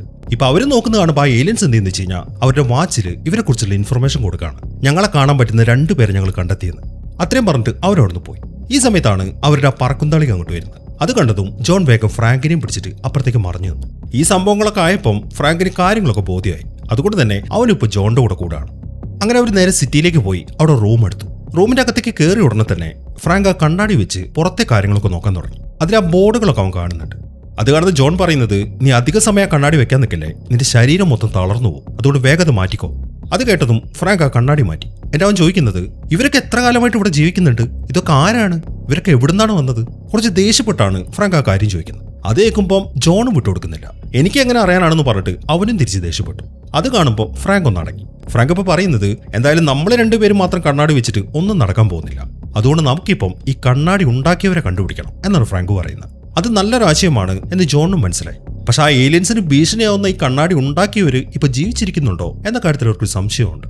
അങ്ങനെ പിറ്റേ ദിവസം രാവിലെ ഫ്രാങ്ക് ഇപ്പൊ കുറച്ച് സാധനങ്ങളൊക്കെ മേടിച്ചിട്ട് അവന്റെ ഹോട്ടലിലേക്ക് തിരിച്ചെത്തി. എന്നാൽ ഈ സമയം ഇതെല്ലാം ശ്രദ്ധിച്ചുകൊണ്ട് ആ ഗിൽബർട്ട് അവിടെ നിൽക്കുന്നുണ്ട്. അയാൾ അവന്റെ പുറകെ ചെന്നിട്ട് അവനെ വിളിച്ചു. ഈ സമയം അവന്റെ മുഖത്തെ കണ്ണാടി കാണുമ്പോൾ ഇവനും കാര്യങ്ങളൊക്കെ അറിയാം എന്ന കാര്യം ഗിൽബർട്ടിന് മനസ്സിലായി. അതുകൊണ്ട് അവരുടെ റൂമിലേക്ക് ചെന്നിട്ട് ഗിൽബർട്ട് അവരെ അവരുടെ ടീമിലേക്ക് ക്ഷണിക്കുകയാണ്. എന്നിട്ട് അയാൾ പറയുന്നത്, ഇന്ന് രാത്രി 11 മണിക്ക് ഒരു മീറ്റിംഗ് ഉണ്ട്, നിങ്ങളും തീർച്ചയായിട്ടും അങ്ങോട്ട് വരണം. ഈ ലോകത്തിനോട് കാര്യങ്ങളെല്ലാം വിളിച്ചു പറയാൻ സമയമായി എന്ന് പറഞ്ഞിട്ട് ആ മീറ്റിംഗ് നടക്കുന്ന അഡ്രസ്സ് എഴുതിയൊരു പേപ്പർ അയാൾ അവർക്ക് കൊടുക്കുകയാണ്. അങ്ങനെ സമയം രാത്രി ജോണും ഫ്രാങ്കും കൂടെ ആ മീറ്റിംഗ് നടക്കുന്ന സ്ഥലത്തേക്ക് എത്തി. കുറെ ആൾക്കാർ ആ മീറ്റിംഗിൽ പങ്കെടുക്കുന്നുണ്ട്. ഇതാണ് ഹ്യൂമൻ റെസിസ്റ്റന്റ് ടീം. അപ്പൊ അവരങ്ങോട്ട് കയറി ചെല്ലുമ്പോൾ ഒരു ലേഡി അവരുടെ അടുത്തേക്ക് വന്ന് അവരുടെ കയ്യിൽ ആ കണ്ണാടി മേടിച്ചു. എന്നിട്ട് ഒരു കോണ്ടാക്ട് ലെൻസ് അവർ കൊടുക്കുകയാണ്. അതിന് കണ്ണിൽ ഫിക്സ് ചെയ്ത് കഴിഞ്ഞാൽ പിന്നെ അവർക്ക് ആ ഏലിയൻസിനെ കാണാൻ കണ്ണാടിയുടെ ആവശ്യമില്ല. മാത്രമല്ല കണ്ണാടി വെക്കുമ്പോൾ ഉണ്ടാവുന്ന ആ ശാരീരികമായിട്ടുള്ള പ്രശ്നങ്ങളും ഈ കോണ്ടാക്ട് ലെൻസ് ഉപയോഗിക്കുമ്പോൾ ഉണ്ടാവത്തില്ല. അങ്ങനെ അത് മേടിച്ച ഉടനെ തന്നെ അവരത് കണ്ണിൽ ഫിക്സ് ചെയ്യുകയും ചെയ്തു. ഈ സമയത്ത് അവിടെ ഒരു TV വെച്ചിട്ടുണ്ട്. ഒരാൾ അത് കണ്ടുകൊണ്ടിരിക്കുകയാണ്. ആ TVയിൽ സംസാരിക്കുന്നത് നമ്മൾ നേരത്തെ കണ്ട ഹാക്കറാണ്. അയാൾ പറയുന്നത് എന്താണെന്ന് വെച്ച് കഴിഞ്ഞാൽ, എല്ലാ ദിവസവും ഓരോ സെക്കൻഡിലും ആ ഏലിയൻസിന്റെ ഒരു സിഗ്നൽ ബ്രോഡ്കാസ്റ്റ് ചെയ്യപ്പെടുന്നുണ്ട്. നമ്മുടെ ടെലിവിഷൻ സെറ്റിലൂടെയാണ് അവരത് ട്രാൻസ്മിറ്റ് ചെയ്യുന്നത്. നമ്മളിപ്പോൾ ആ സെറ്റ് ഓഫ് ചെയ്താൽ പോലും ആ സിഗ്നൽ കട്ടാവത്തില്ല. അതിനിടയിലാണ് ഗിൽബർട്ട് ഇപ്പം ജോണിന്റെ അടുത്തേക്ക് വരുന്നത്. അയാളിപ്പോൾ അവരോട് പറയുന്നത്, സിറ്റിയിലെ പോലീസുകാരൊക്കെ ഇപ്പം നമ്മളെ അന്വേഷിച്ച് നടക്കുകയാണ്. പോലീസ് ഫോഴ്സിലുള്ള കൂടുതൽ ആൾക്കാരും സാധാരണ മനുഷ്യർ തന്നെയാണ്. പക്ഷെ അവരെ പറഞ്ഞു വിശ്വസിപ്പിച്ചിരിക്കുന്നത് നമ്മൾ ഗവൺമെന്റിന് താഴെ ഇറക്കാൻ ശ്രമിക്കുന്നവരാണെന്നാണ്. അതുകൊണ്ടാണ് അവരിങ്ങനെ വെറി പിടിച്ചിട്ട് നമ്മളെ അന്വേഷിച്ചുകൊണ്ട് നടക്കുന്നത്.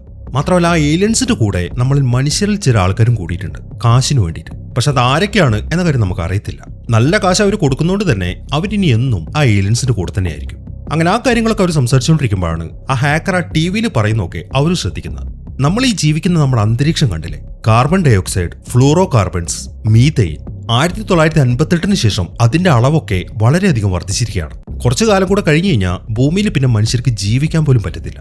ഇതെല്ലാം ആ ഏലിയൻസിന്റെ പണിയാണ്. അവര് നമ്മുടെ അറ്റ്മോസ്ഫിയറിനെ അവരുടെ അറ്റ്മോസ്ഫിയറാക്കി മാറ്റിക്കൊണ്ടിരിക്കുകയാണ്. അതെല്ലാം കേൾക്കുമ്പോൾ ഫ്രാങ്ക് ഇപ്പൊ ഗിൽബർട്ടിനോട് ചോദിക്കുന്നത് ഈ ഏലിയൻസിന്റെ ആവശ്യം എന്താണെന്നാണ്. അതേക്കുമ്പോൾ അതെന്താ എത്ര സംശയം, അവരെ സംബന്ധിച്ച് നമ്മുടെ ഭൂമി എന്ന് പറയുന്നത് ഒരു ഡെവലപ്പിംഗ് പ്ലാനറ്റ് ആണ്, അവരുടെ തന്നെ 3ാമത്തെ ഒരു ലോകം. അയാൾ അത്രയും പറഞ്ഞു കഴിയുമ്പോൾ അവർ പിന്നെ ആ TVയിലേക്ക് ശ്രദ്ധിച്ചു. ഹാക്കർ പറയുന്നത്, ആ ഏലിയൻസിനെ സംബന്ധിച്ച് നമ്മൾ മനുഷ്യര് അവർക്കൊരു നാച്ചുറൽ റിസോഴ്സ് ആണ്. നമ്മളുടെ ഗ്രഹത്തിന് അവരുടെ ഗ്രഹമാക്കി മാറ്റിയതിനു ശേഷം ആവശ്യം കഴിഞ്ഞാൽ അവർ കൂളായിട്ട് ഇതിട്ടേച്ച് അടുത്ത ഗ്രഹം തേടിപ്പോകും. ഇങ്ങനെയുള്ള കാര്യങ്ങളൊക്കെയാണ് അയാൾ അതിലിങ്ങനെ പറയുന്നത്. ഈ സമയം ഗിൽബർട്ട് അവരെയും വിളിച്ചുകൊണ്ട് പോകുന്നത് അവരുടെ ആയുധശേഖരത്തിന്റെ അടുത്തേക്കാണ്. കുറച്ച് തോക്കുകളും ഗ്രനേഡുകളും അങ്ങനത്തെ ചില കാര്യങ്ങളൊക്കെ ഉണ്ട്. അതിന്റെ മേൽനോട്ടം അയാൾ അവരെയാണ് ഏൽപ്പിച്ചിരിക്കുന്നത്. കാരണം അവർക്കത് നല്ല രീതിയിൽ കൈകാര്യം ചെയ്യാൻ അറിയാം എന്ന കാര്യം ഗിൽബർട്ടിന് മനസ്സിലായി. അങ്ങനെ ആ കാര്യങ്ങൾ ഏൽപ്പിച്ച് ഗിൽബർട്ട് അവിടെ നിന്ന് പോയി കഴിയുമ്പോൾ അവിടെ വേറൊരാൾ നിൽക്കുന്നുണ്ട്, ഒരു മൊട്ടത്തലയൻ. അയാളിപ്പോൾ ഒരു വാച്ച് എടുത്തിട്ട് ഫ്രാങ്കിന് കൊടുക്കുകയാണ്. ആ ഏലിയൻസ് ഉപയോഗിക്കുന്ന ഒരു വാച്ച് ഉണ്ടല്ലോ, അവരെ സംസാരിക്കാനും ടെലിപ്പോർട്ട് ചെയ്യാനൊക്കെ ഉപയോഗിക്കുന്നത്, അതുപോലൊരു വാച്ചാണത്. ഇത് ഇയാളുണ്ടാക്കിയതാണ്. പക്ഷെ ആ ടെലിപ്പോർട്ട് ചെയ്യുന്ന ഫെസിലിറ്റി അതിൽ കറക്റ്റായിട്ട് വർക്ക് ചെയ്യത്തില്ല. അതിനുള്ള റിസർച്ചിലാണ് എളുപ്പം. ഇപ്പൊ അതിനെക്കൊണ്ടുള്ളൊരു ഉപയോഗം ആ ഏലിയൻസ് സംസാരിക്കുന്ന കാര്യങ്ങളൊക്കെ ഈ വാച്ച് വഴി ഇവർക്കും കേൾക്കാൻ പറ്റും. അങ്ങനെ ആ കാര്യങ്ങളൊക്കെ അയാൾ പറയുമ്പോഴാണ് ഗിൽബർട്ട് ഒരു മീറ്റിംഗ് വിളിക്കുന്നത്. ആ മീറ്റിംഗിൽ അയാൾ പറയുന്നത് ആ ഏലിയൻസ് നമ്മളെ കണ്ടെത്താനുള്ള ശ്രമത്തിലാണ്. നമ്മളെ ഡിറ്റക്ട് ചെയ്യാൻ അവരുടെ അടുത്ത് ഇഷ്ടം പോലെ ഫെസിലിറ്റീസ് ഉണ്ട്. അതുകൊണ്ട് അവരുടെ കൺമുന്നിലൊന്നും ചെന്ന് പെടാതിരിക്കുക, അത് മാത്രമേ നമുക്ക് ചെയ്യാൻ പറ്റൂ. അയാൾ അത് പറയുമ്പോൾ ഒരു കൂട്ടം ആൾക്കാർ ചോദിക്കുന്നത്, എന്തിനാണ് നമ്മളിങ്ങനെ ഒളിച്ചു നടക്കുന്നത്? നമുക്ക് നേരെ ചെന്നിട്ട് അവർ അറ്റാക്ക് ചെയ്തൂടെ? എങ്ങനെ അറ്റാക്ക് ചെയ്യാനാണ്? നീ നോക്കിക്കുക, നമ്മൾ എത്ര പേരുണ്ട്? വളരെ കുറച്ച് ആൾക്കാരിലുള്ളൂ. ആ ഏലിയൻസ് ആണെങ്കിൽ ഒരുപാട് പേരുണ്ട്. മാത്രമല്ല അവരുടെ കയ്യിൽ ഇഷ്ടം പോലെ അഡ്വാൻസ്ഡ് ആയിട്ടുള്ള വെപ്പൺസും ഉണ്ട്. അതുകൊണ്ട് നമുക്ക് ഒരിക്കലും അവരെ കീഴടക്കാൻ പറ്റത്തില്ല തൽക്കാലത്തേക്ക്. അതുകൊണ്ട് വെയിറ്റ് ചെയ്യ്, സമയം വരും. ആദ്യം നമ്മൾ ചെയ്യേണ്ടത് ഈ ഒരു കാര്യം ലോകത്തെ മൊത്തം അറിയിക്കുക എന്നുള്ളതാണ്. അപ്പൊ പിന്നെ നമ്മുടെ കൂട്ടത്തിൽ ആള് കൂടും. അങ്ങനെ വരുമ്പോൾ നമുക്ക് ഈസി ആയിട്ട് ആ ഏലിയൻസിനെ കീഴ്പ്പെടുത്താനും പറ്റും. പിന്നെ വേറൊരു കാര്യം കൂടെ ഞങ്ങൾക്കിപ്പോൾ മനസ്സിലായി. ആ സിഗ്നലെല്ലാം വരുന്നത് ഒരൊറ്റ സ്ഥലത്തു നിന്നാണ്, KDRA എന്നൊരു സ്റ്റേഷനിൽ നിന്ന്. എന്നാൽ അയാൾ ആ കാര്യം പറയുമ്പോഴാണ് ഒരു ലേഡി സംസാരിക്കുന്നത്. ഇപ്പൊ ശബ്ദം മാത്രമേ കേൾക്കുന്നുള്ളൂ. ഗിൽബർട്ട് ഇപ്പം അവളെ തന്നെ ശ്രദ്ധിച്ചു നിൽക്കുകയാണ്. അവള് പറയുന്നത് KDRAയിൽ നിന്നല്ല ആ സിഗ്നൽ വരുന്നത്, അത് ഞാൻ കൺഫേം ചെയ്തു. അവൾ അത്രയും പറഞ്ഞു കഴിയുമ്പോൾ ജോൺ ഇപ്പൊ അവളെ നോക്കി. അത് ആ ഹോളിയായിരുന്നു. ആ സിഗ്നൽ വരുന്നത് മറ്റൊരു സ്ഥലത്തു നിന്നാണ് എന്നാണ് അവൾ പറയുന്നത്. അങ്ങനെ അവൾ ആ കാര്യങ്ങളൊക്കെ സംസാരിച്ച് കഴിയുമ്പോൾ ജോൺ ഇപ്പൊ അവളുടെ അടുത്തേക്ക് വന്നു. ഈ സമയം അവൾ അവൻ്റെ അടുത്ത് സോറി പറയാണ്. ഞാൻ ആളറിയാതെയാണ് അന്ന് നിങ്ങൾ ഉപദ്രവിച്ചതെന്ന്. എന്നാൽ ആ കാര്യം അവൾ പറഞ്ഞു തീർന്നതും പെട്ടെന്ന് അവിടെ ഒരു പൊട്ടിത്തെറി നടന്നു. അതിന് തുടർന്ന് കുറെ പോലീസുകാർ അകത്തേക്ക് കയറി വന്നു. വന്ന ഉടനെ തന്നെ അവന്മാർ ഷൂട്ട് ചെയ്യാൻ തുടങ്ങി. പിന്നീട് അങ്ങോട്ട് നടക്കുന്നത് ഒരു യുദ്ധമാണ്. ഇവരുടെ കൂട്ടത്തിലുള്ള ഒരുപാട് ആൾക്കാർ മരിച്ചു. ആ കൂട്ടത്തിൽ ആ ഗിൽബർട്ടും ഉണ്ടായിരുന്നു. അവരുടെ മുമ്പിൽ പിടിച്ചു നിൽക്കാൻ പറ്റത്തില്ല എന്ന് മനസ്സിലാവുമ്പോൾ എല്ലാവരും ചിതറി ഓടുകയാണ്. അങ്ങനെ പുറത്തേക്ക് ഇറങ്ങിയവരുടെ കൂട്ടത്തിൽ ഹോളി ഉണ്ടായിരുന്നു. ആളിപ്പോൾ അവിടെ നോക്കുന്നത് ജോണിനെയാണ്. പക്ഷെ അവൻ എവിടെയും കാണുന്നില്ല. ഈ സമയത്താണ് വേറെ കുറെ പോലീസുകാർ വരുന്നത്. അവർ ഷൂട്ട് ചെയ്യുന്ന കാണുമ്പോൾ അവൾ വേഗം തന്നെ അവിടെ ഓടി രക്ഷപ്പെടുകയും ചെയ്തു. ഇതേസമയം തന്നെ ജോണും ഫ്രാങ്കും വേറൊരു ഭാഗത്തോട് ഓടിക്കൊണ്ടിരിക്കുകയാണ്. അതിനിടയിൽ കുറെ പോലീസുകാർ വന്നിട്ട് അവർക്ക് നേരെ ഷൂട്ട് ചെയ്യാൻ തുടങ്ങി. അത് കണ്ടതും അവന്മാരും തിരിച്ച് ഷൂട്ട് ചെയ്യാണ്. അങ്ങനെ പെട്ടെന്ന് തന്നെ അവന്മാരെ പോലീസുകാരെ മൊത്തം കൊന്നു കളഞ്ഞു. എന്നിട്ട് അവിടെ പതുങ്ങിയിരിക്കുകയാണ്. ഈ സമയം ഫ്രാങ്ക് എന്ത് ചെയ്യുന്നു വെച്ച് കഴിഞ്ഞാൽ ആ വാച്ച് എടുത്തിട്ട് അത് വെച്ച് എന്തെങ്കിലും ചെയ്യാൻ പറ്റുമോ എന്നൊക്കെ നോക്കാൻ തുടങ്ങി. അതിനിടയിലാണ് പിന്നെയും പോലീസുകാർ അങ്ങോട്ട് വരുന്നത്. ജോൺ ഇപ്പം ഫ്രാങ്കിന് ഇത് കാണിച്ചു കൊടുക്കുകയും ചെയ്തു. പക്ഷെ ഫ്രാങ്ക് നോക്കിയിട്ട് ആ വാച്ച് വർക്ക് ചെയ്യാത്തതുകൊണ്ട് അവനത് പുറകിലേക്ക് ഇട്ടു. എന്നാൽ അത് പുറകിലേക്ക് ഇട്ടതും അവിടെ നിന്നൊരു പ്രകാശം ഉണ്ടായി. മാത്രമല്ല ആ വാച്ച് താഴേക്ക് വീണപ്പം അതിലെന്തോ സ്പാർക്കും വരാൻ തുടങ്ങി. അങ്ങനെ ആ സ്പാർക്ക് വന്നതും അവിടെ വലിയൊരു ഹോൾ ഓപ്പൺ ആവുകയാണ്. അതിൽ നിന്നും ഒരു അനൗൺസ്മെന്റും വന്നു. നിങ്ങളുടെ വാച്ച് കേടായിരിക്കുകയാണ്, അതുകൊണ്ട് എത്രയും പെട്ടെന്ന് നമ്മുടെ ഹൈഡൌട്ടിലേക്ക് വരാം. 10 സെക്കൻഡ് നേരത്തേക്ക് മാത്രമേ ഈ ഹോൾ ഓപ്പൺ ആയിരിക്കൂ. ഇതാണ് ആ അനൗൺസ്മെന്റിൽ പറയുന്നത്. ഈ സമയം അവർ നോക്കുമ്പോൾ പോലീസുകാർ അവിടെ നിന്ന് ഇങ്ങനെ ഷൂട്ട് ചെയ്യുന്നുണ്ട്. അവർക്ക് രക്ഷപ്പെടാൻ മറ്റൊരു വഴിയുമില്ല. അതുകൊണ്ട് തന്നെ അവർ രണ്ടുപേരും ആ ഹോൾ വഴി താഴേക്ക് ചാടാണ്. അതോടുകൂടെ ആ ഹോൾ അപ്രത്യക്ഷമാവുകയും ചെയ്തു. അങ്ങനെ അവർ എത്തിച്ചേരുന്നത് ഒരു വലിയ കോറിഡോറിലാണ്. പക്ഷെ അത് എവിടെയാണ് എന്ന കാര്യം അവർക്ക് മനസ്സിലായിട്ടില്ല. ഈ സമയത്താണ് പിന്നെ ഒരു അനൗൺസ്മെന്റ് വരുന്നത്. നിങ്ങൾക്ക് സ്ഥലം മനസ്സിലാക്കാൻ എന്തെങ്കിലും ഒരു അസിസ്റ്റൻസ് വേണമെങ്കിൽ ഈ കോറിഡോറിന്റെ അവസാനത്തേക്ക് വന്നാൽ മതി. അത് കേട്ടതും അവർ ആ കോറിഡോറിലൂടെ അങ്ങോട്ട് നടക്കാൻ തുടങ്ങി. അങ്ങനെ കുറെ നടന്ന് ഒരു സ്ഥലത്തെത്തുമ്പോൾ അപ്പുറത്തായിട്ട് 2 സെക്യൂരിറ്റീസ് നിൽക്കുന്നുണ്ട്. അവരിങ്ങനെ സംസാരിക്കുന്ന ശബ്ദം കേൾക്കുമ്പോൾ അവരവിടെ പതുങ്ങി നിന്നു. അങ്ങനെ സംസാരമൊക്കെ കഴിഞ്ഞിട്ട് അവരവിടുന്ന് പോയിട്ടാണ് അവർ പിന്നെ മുന്നോട്ട് നടക്കുന്നത്. അങ്ങനെ കുറച്ചും കൂടെ മുന്നിലേക്ക് പോകുമ്പോൾ അവർ എത്തിച്ചേരുന്നത് ഒരു വലിയ ഹാളിലാണ്. അവിടെ ഇപ്പം ഏലിയൻസിന്റെ ഒരു മീറ്റിംഗ് ആണ് നടക്കുന്നത്. അതായത് ഇവർ ഈ മനുഷ്യരുടെ മേലെ നടത്തിക്കൊണ്ടിരിക്കുന്ന പരീക്ഷണങ്ങളുണ്ടല്ലോ, അതെല്ലാം വിജയത്തിലാണ്. അതിന്റെ ഒരു സക്സസ് മീറ്റ് ആണ് ഇപ്പൊ അവിടെ നടന്നുകൊണ്ടിരിക്കുന്നത്. ജോണും ഫ്രാങ്കും അവിടേക്ക് നോക്കിക്കൊണ്ട് നിൽക്കുമ്പോഴാണ് ഒരാൾ അങ്ങോട്ട് വരുന്നത്. ഇയാളുടെ പേര് റോബർട്ട്. ഇയാൾ സാധാരണ ഒരു മനുഷ്യനാണ്. നേരത്തെ ഗിൽബർട്ട് പറഞ്ഞല്ലോ, പൈസയ്ക്ക് വേണ്ടി ചില സാധാരണ മനുഷ്യർ ഈ ഏലിയൻസിന്റെ കൂടെ കൂടിയിട്ടുണ്ടെന്ന്. അവരെ കൊളാബറേറ്റേഴ്സ് എന്നാണ് പറയുന്നത്. അതിലൊരാളാണ് ഈ റോബർട്ട്. മാത്രമല്ല ഇവര് താമസിച്ചുകൊണ്ടിരുന്ന ഒരു സ്ഥലം ഉണ്ടല്ലോ, അവിടെയായിരുന്നു ഇയാൾ ആദ്യം ഉണ്ടായിരുന്നത്. അവിടെ വെച്ചിട്ട് ഇയാൾ ഇവരെ കണ്ടിട്ടുമുണ്ട്.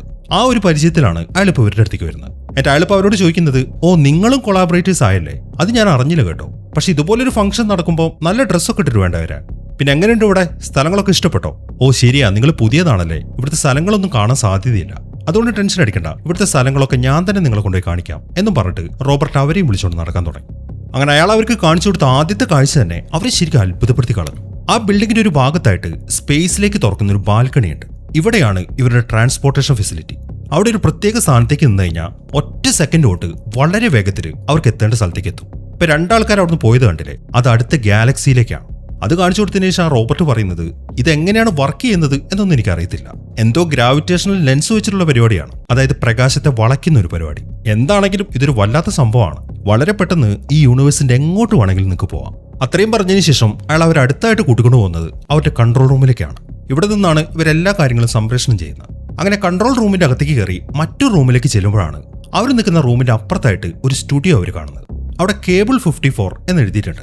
മാത്രമല്ല 2 ആൾക്കാർ അവിടെ നിന്ന് ഇങ്ങനെ ന്യൂസ് വായിച്ചുകൊണ്ടിരിക്കുകയാണ്. ഇതൊരു സൗണ്ട് പ്രൂഫ് റൂമാണ്. അപ്പുറത്ത് നടക്കുന്നൊന്നും ഇപ്പുറത്ത് കേൾക്കാൻ പറ്റത്തില്ല. ആ കേബിൾ 54 എന്ന് കാണുമ്പോഴാണ് ജോൺ ഒരു കാര്യം ഓർമ്മ വരുന്നത്. ഹോളി വർക്ക് ചെയ്യുന്ന ഒരു കേബിൾ ടിവിന്റെ കാര്യം പറഞ്ഞില്ലായിരുന്നു, അത് ഇതാണ്. അതുകൊണ്ട് തന്നെ അവനിപ്പോൾ ഒരു നമ്പർ ഇട്ടു. എനിക്ക് ആ സ്റ്റുഡിയോയിലേക്ക് ഒന്ന് കയറാൻ പറ്റുമോ, ഞങ്ങൾ ഇതുവരെ സ്റ്റുഡിയോ ഒന്നും കണ്ടിട്ടില്ല. അതേക്കുന്ന റോബർട്ട് അവിടെ നിൽക്കുന്ന സെക്യൂരിറ്റീസിന്റെ അടുത്ത് പെർമിഷൻ ചോദിച്ചു. എന്നാൽ സെക്യൂരിറ്റീസ് പറയുന്നത് ആക്സസ് കാർഡ് ഉണ്ടെങ്കിലേ നിങ്ങൾക്ക് കയറാൻ പറ്റുള്ളൂ എന്നാണ്. അതേക്കുന്ന ജോൺ പറയുന്നത് ആക്സസ് കാർഡ് വേണമല്ലേ, ഇപ്പൊ തരാം എന്നും പറഞ്ഞിട്ട് അവൻ അവന്റെ തോക്കെടുത്ത് ആ 2 സെക്യൂരിറ്റീസിനും വെടിവെച്ച് കൊല്ലാണ്. അതിനുശേഷം ജോൺ ചെന്നിട്ട് ആ റോബർട്ടിനെ പിടിച്ചു. എന്നാൽ ഈ സമയത്താണ് വേറൊരു സെക്യൂരിറ്റി അങ്ങോട്ട് വരുന്നത്. അത് കാരണം ജോൺ അവനെയും വെടിവെച്ച് കൊന്നു. എന്നാൽ ഈ ഒരു ഗ്യാപ്പിൽ റോബർട്ട് അവന്റെ വാച്ച് ഉപയോഗിച്ചിട്ട് അവിടുന്ന് ടെലിപ്പോർട്ട് ആവുകയാണ്. അങ്ങനെ ആ റൂമിൽ നിന്ന് വെളിയിലേക്ക് ഇറങ്ങുമ്പോൾ ഫ്രാങ്ക് ഒരു ഗ്രനേഡ് ഇട്ട് പൊട്ടിച്ചു. അതിനെ തുടർന്ന് അവിടുത്തെ സംപ്രേഷണം ബ്ലോക്കായി. മാത്രമല്ല അങ്ങോട്ട് ചെന്നിട്ട് ജോണും ഫ്രാങ്കും കൂടെ അവിടെ ഉണ്ടായിരുന്ന ഏലിയൻസിനൊക്കെ ഷൂട്ട് ചെയ്ത് കൊല്ലാണ്. അങ്ങനെ അവരുടെയൊക്കെ പണി തീർത്തതിന് ശേഷം അവിടെ കുറെ സാധാരണ ആൾക്കാർ വർക്ക് ചെയ്യുന്നുണ്ട്. ജോണും ഫ്രാങ്കും ഇപ്പൊ അവരുടെ അടുത്തേക്കാണ് പോകുന്നത്. അവിടെ അന്വേഷണത്തിൽ നിന്നും ആ സിഗ്നലൊക്കെ ബ്രോഡ്കാസ്റ്റ് ചെയ്യുന്നത് ഈ ബിൽഡിങ്ങിന്റെ മുകളിലുള്ള ഒരു ആന്റിന വഴിയാണ് എന്നൊക്കെ അവർക്ക് മനസ്സിലായി. ഇപ്പൊ ബിൽഡിങ്ങിന് മുകളിലേക്ക് കയറാനുള്ള ഒരു വഴിയാണ് അവർ അന്വേഷിച്ചുകൊണ്ടിരിക്കുന്നത്. അങ്ങനെ ആ അന്വേഷണത്തിന്റെ ഇടയിൽ വേറെയും കുറെ സെക്യൂരിറ്റീസ് അവരുടെ മുമ്പിലേക്ക് വരുന്നുണ്ട്. എല്ലാവരെയും ഫ്രാങ്കും ജോണും കൂടെ വെടിവെച്ച് കൊല്ലാണ്. അങ്ങനെ പിന്നെയും മുന്നോട്ട് നടക്കുമ്പോഴാണ് അവർ ഹോളിയെ കാണുന്നത്. അത് കണ്ടതും ജോൺ വേഗം അവളെയും വിളിച്ചിട്ട് അവിടെ ഓടാൻ തുടങ്ങി. അങ്ങനെ അവസാനം അവർ മുകളിലേക്കുള്ള ആ സ്റ്റെയർ കേസിന്റെ അടുത്തേക്ക് എത്തി. എന്നാൽ പെട്ടെന്നാണ് 3 സെക്യൂരിറ്റീസ് മുകളിൽ നിന്ന് താഴേക്ക് ഇറങ്ങി വരുന്നത്. അത് കാണുന്ന ജോൺ അവരെ 3 പേരെയും വെടിവെച്ചു കൊന്നു. എന്നിട്ട് വേഗം വാന്നും പറഞ്ഞിട്ട് അവൻ മുകളിലേക്ക് കയറി. എന്നാൽ ഈ സമയത്താണ് ഹോളി അവളുടെ തോക്കെടുത്തിട്ട് ഫ്രാങ്കിനെ വെടിവെക്കുന്നത്. അതെ, ഇവളും ആ ഏലിയൻസിന്റെ കൊളാബറേറ്റർ ആണ്. എന്നാൽ ഇതൊന്നും അറിയാതെ ജോൺ ഇപ്പം ആ ബിൽഡിങ്ങിന്റെ മുകളിലേക്ക് എത്തി. അവനിപ്പം ആ ആന്റിനെ കാണുകയും ചെയ്തു. അത് നശിപ്പിക്കാൻ വേണ്ടി അവൻ അവന്റെ തോക്കെടുത്തു. എന്നാൽ ഈ സമയത്താണ് ഹോളി അവളുടെ തോക്കായിട്ട് അങ്ങോട്ട് വരുന്നത്. അത് കാണുമ്പോൾ അവൻ ശരിക്കും ഞെട്ടിപ്പോയി. ഈ സമയം അവൾ പറയുന്നത്, നീ വെറുതെ ഇതിൽ ഇടപെടാൻ നിൽക്കണ്ട, നിനക്ക് ഒരിക്കലും ജയിക്കാൻ പറ്റത്തില്ല എന്നാണ്. അവൾ അത് പറഞ്ഞു കഴിഞ്ഞതും 2 ഹെലികോപ്റ്ററുകൾ അങ്ങോട്ട് പൊങ്ങി വന്നു. അതിലുള്ള ആൾക്കാരെ വിളിച്ചു പറയുന്നത്, മര്യാദയ്ക്ക് തോക്ക് താഴെട്ടോ അല്ലെങ്കിൽ ഇപ്പം നിന്നെ ഞങ്ങൾ കൊന്നുകളയെന്നാണ്. എന്നാൽ ജോൺ അത് വകവെക്കുന്നില്ല. അവൻ ഉടനെ തന്നെ ഹോളിയെ വെടിവെച്ച് കൊന്നു. അതിനുശേഷം അവൻ ആന്റിനയിലേക്കും ഷൂട്ട് ചെയ്തു. അതോടുകൂടെ ആ ആന്റിനെ പൊട്ടിത്തെറിക്കുകയാണ്. എന്നാൽ ഈ സമയം ആ ഏലിയൻസ് ആണെങ്കിൽ അവന് ഷൂട്ട് ചെയ്യുകയും ചെയ്തു. അതോടുകൂടെ അവൻ താഴേക്ക് വീഴാണ്. അങ്ങനെ ഈ ജന്മത്തിൽ അവൻ അവസാനമായിട്ട് കാണുന്ന കാഴ്ച ആ ആന്റിനെ മൊത്തത്തിൽ പൊട്ടിത്തെറിക്കുന്നതാണ്. അത് കണ്ട് വളരെ സന്തോഷത്തോടെയാണ് അവൻ മരിക്കുന്നത്. അങ്ങനെ ഏലിയൻസിന്റെ ആ സാമ്രാജ്യം നശിച്ചുകൊണ്ട് അവർക്കൊന്നും നിക്കക്കളിയില്ലാതായി. അതായത് അവരുടെ ആ സെറ്റപ്പ് ഉള്ളത് കൊണ്ടാണ് ഏലിയൻസിന് മനുഷ്യരുടെ ഇടയിൽ മനുഷ്യരായിട്ട് തന്നെ ജീവിക്കാൻ പറ്റിയത്. ഇപ്പൊ അതെല്ലാം നശിച്ചതുകൊണ്ട് അവരെല്ലാവരും അവരുടെ യഥാർത്ഥ രൂപത്തിലേക്ക് വന്നു. ഇപ്പൊ മനുഷ്യർക്ക് എല്ലാവർക്കും അവരുടെ കൂടെ ജീവിക്കുന്ന ഏലിയൻസിന് മനസ്സിലായി പിന്നെ എന്താണ് സംഭവിക്കാൻ പോകുന്നത് എന്ന കാര്യം ഞാൻ പറയേണ്ട ആവശ്യമില്ലല്ലോ. ഇവിടെയാണ് ഈ സിനിമ അവസാനിക്കുന്നത്. അപ്പൊ എങ്ങനെ ഉണ്ടായിരുന്നു? എന്താണെങ്കിലും നിങ്ങളുടെ അഭിപ്രായങ്ങൾ എഴുതി അറിയിക്കാൻ മറക്കരുത്. പിന്നെ ഹൈപ്പ് ചെയ്യാനും മറക്കരുത്. അപ്പൊ പുതിയൊരു കിടിലൻ സിനിമയുമായിട്ട് നമുക്ക് അടുത്ത വീഡിയോയിൽ കാണാം.